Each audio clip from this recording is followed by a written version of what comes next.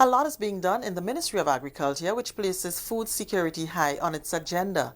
During the year under review, many initiatives were explored with assistance from ICA and visiting delegations. The coming year promises to be an exciting one with follow-up and implementation of some of these initiatives. More in this report by Karima Lewis.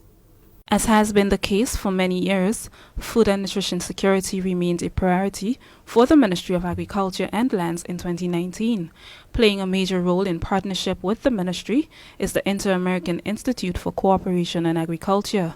ICA's national specialist, Derek Charles, recalls some of the initiatives instituted in the ministry in 2019. ICA collaborated with the Ministry of Agriculture and the Department of Economic Development to develop a project for sourcing of funds from the Caribbean Development Fund, and they received funds to the tune of about $220,000 US for equipment and food safety activities at the abattoir. The agritourism workshop, ICA delivered that on behalf of the Ministry of Agriculture, the Government of Grenada in collaboration with the CTA. It was mainly to do with policy setting where stakeholders from both agriculture, tourism, the private sector came together to chart the way forward in terms of determining the gaps that exist in order to assist the policymakers in developing policies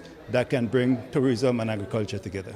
It has been a year of application and operation of fundamental initiatives, from pests and diseases awareness to procuring security devices to help curb predial larceny, from initiatives to revive dying sectors in the industry to seminars for the professional development of staff. Now, for the industry to thrive, it is important to safeguard the welfare and livelihood of some of the most important players in the agricultural sector, the farmers.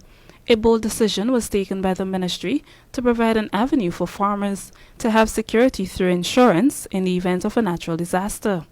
A draft proposal on agriculture risk insurance was discussed at a workshop with selected farmers during the year under review. Chief Agricultural Officer Daniel Lewis says it is needed for the sustainability of farmers' livelihoods.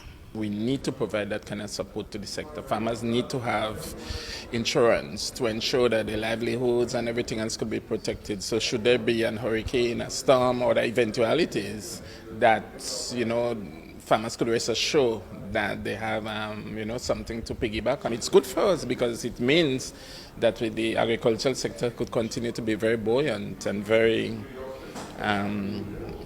efficient, because we have food and nutrition security, critically important, livelihoods, talking about foreign exchange generation through export. An exciting project for competitively selected farmers and fishers will move closer to reality in early 2020 with the second phase of implementation of the OECS Regional Tourism Competitiveness Project, AgriCom.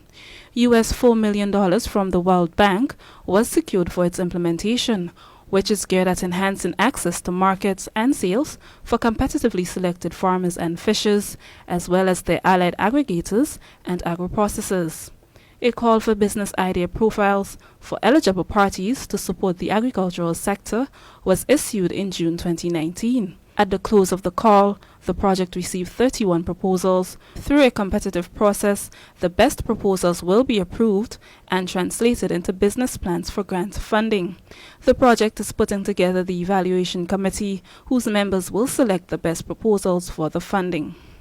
We turn our attention now to a program facilitated by the Plants Quarantine Unit in the ministry, where the slogan "Don't Pack a Pest" was emphasized. It is part of the ministry's thrust to alert travelers about the risks associated with carrying certain types of food, plants, or other agricultural items in passenger luggage. In 2019, the Plant Quarantine Unit hosted a delegation from the Travelers Don't Pack a Pest program, and delegates made a presentation to staff at the island's main point of entry, the Maurice Bishop International Airport, on Wednesday, July 10, 2019, and also toured a number of other facilities to identify potential sites for erecting signs.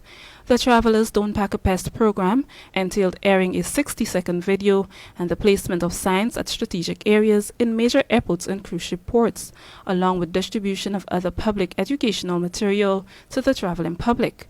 These program elements deliver a simple message: when you travel, declare agriculture items, don't pack a pest. Delegation head Dennis Martin says this was the organization's way of raising awareness on the benefits of greater control of the number of pests and diseases that can be transferred at the points of entry. With that increased volume comes an increased risk that travelers take when they unwittingly pack a little bit of that vacation or a little bit of home when they travel. You know, that mango or that orange or banana may harbor some plant pests that could have a devastating effect on the environments and the islands in the Caribbean. And the benefits of this program are pretty much the same whether you're talking about the United States or the Caribbean and any island in the Caribbean. It's geared towards protecting the agriculture of our countries, the livelihoods of the people that work in agriculture, and also protecting our food supply. We'll be expanding on the domestic side, and as you can see, we're expanding in the international side with Grenada forming a partnership with the U.S. Department of Agriculture and working towards implementation of the program here on the island. This program has supported more than 50 ports of entry with signs and other video displayed in the U.S. and the Caribbean. There are 9 active programs in the region, including Grenada. Grenada's coconut industry was decimated in September 2004 with the passage of Hurricane Ivan, with further destruction caused by Hurricane Emily less than 1 year later in July 2005, and it also suffered the ravages of disease and pest infestation. Efforts have been made over time to revitalize the industry, with the introduction a few years ago of more than 1,500 lethal yellowing-resistant coconut plantlets from Mexico through the support of ICA. In the present-day situation, Grenada is now the 13th country to benefit from Phase 2 of a regional coconut development project. A special stakeholders consultation was held on Friday, 1st November 2019, to strengthen the alliances towards increasing productivity and profitability of the crop. In collaboration with CARDI, the International Trade Center has been working on the advancement of the coconut sector in 12 countries over the past 4 years. We are coming back with the intention of working in a collaborative manner, partnering with farmers, with the farmer associations, with the processors and SMEs that are part of the sector, food processing, coconuts, associated crops, and of course with the government in order to provide support for this very important sector, which is agriculture, which is agriculture as a business, and of course which is related to the livelihoods of so many Grenadians that are involved in this, whether it is in the processing and manufacturing side as well as the farming. Mr. Henan Manson, representative of the International Trade Center, who participated in the stakeholder consultation along with other officials from the Caribbean Agricultural Research and Development Institute. The Veterinary and Livestock Department also had an eventful year. One of the initiatives worthy of mention is a workshop where 25 officers from the department were engaged for 2 days in September by a 3-member veterinary team from the United States Navy hospital ship USNS Comfort. Over the 2 days, veterinary assistants, livestock officers, and other staff were lectured on how to tackle various diseases affecting animal as well as their care and nutrition. This visit of the USNS Comfort was part of the ship's 5-month deployment to Latin America and the Caribbean to conduct surgeries and provide basic medical services. It's been a wonderful experience, and yesterday I received pretty good feedback on things that they appreciated about the seminars, but also it promoted a really nice dialogue between both the Ministry of Agriculture, Ministry of Health staff, and myself, and so I think all of us benefited. I even grew just learning about the things that a lot of the officers and even the veterinarians here are challenged by, the things that work for them. And I hope to bring that back to the U.S. and include this on future missions. That's Captain Jenny Manhofen, one of the 3 officers attached to the Veterinary Department of the USNS Comfort, who presented on more than 5 areas, including diseases such as the rabies virus. Chief Vet and Livestock Officer Dr. Kimon Cummins spoke of the benefits of the training. The anticipated outcome from the 2-day workshop is basically to give officers a refresher as to, different stuff they would see on the job, like diseases, how to properly do an antemortem, postmortem inspections, what to look for. It's just basically a refresher and to get them to able to perform more efficiently. Minister for Agriculture and Lands, Honorable Yolande Bain Horsford, had an important message for all during the annual World Food Day celebration observed in October.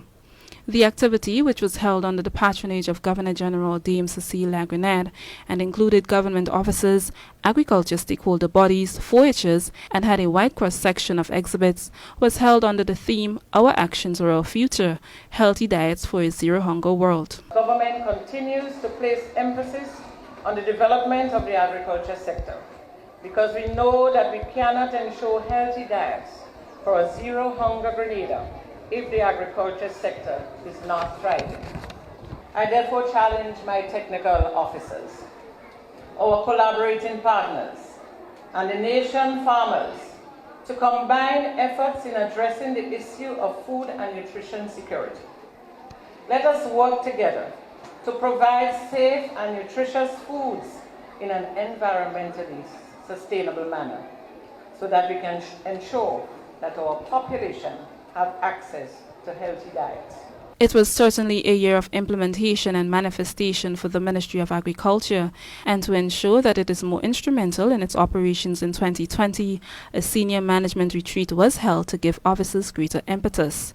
Permanent Secretary in the Ministry, Elvis Moraine, was a driving force behind this initiative. The Ministry basically is looking at refocusing of the Ministry's efforts, and it came on the backdrop of the budget preparation and our rate of implementation, and we thought it was necessary for us to pool our senior management team as well as some selected officers to really delve into how we would want to see our implementation being done in 2020.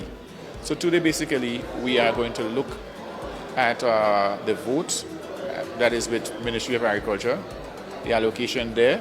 We are going to come up with a proper plan, an implementation plan, as well as a cash flow focus, so that we can properly timetable our activities next year and we can have proper implementation. We want ownership, right? Ownership out of that. So we call, strategically certain key officers of the ministry. So they're going to come and they're going to articulate the position. At the end of the day, we're going to get a common position, and we know we have buy-in, so persons can go out and really contribute and improve the implementation of the ministry's budget. For the Ministry of Agriculture, I am Karima Lewis.